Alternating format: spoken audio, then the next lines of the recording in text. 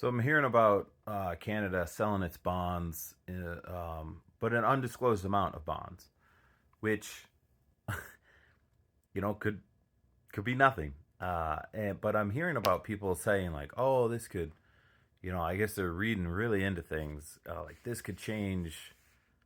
I what? Like, it's not to be mean. I like Canada. I think they're pretty cool. But it's just to say like the actual impact of the sell off, even if they were to sell all of their bonds, that would have a pretty big. They would.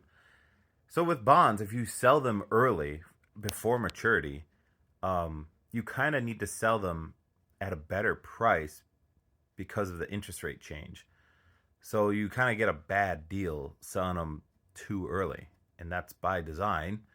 Um, and it really depends on what bonds are they selling. Are they selling 3 month bonds, 2 year bonds, 10 year bonds? Like what and how much? But it's what I wanted to talk about beyond that because there's a bonds are kind of confusing to understand sometimes. But beyond that is this idea that it's going to change American.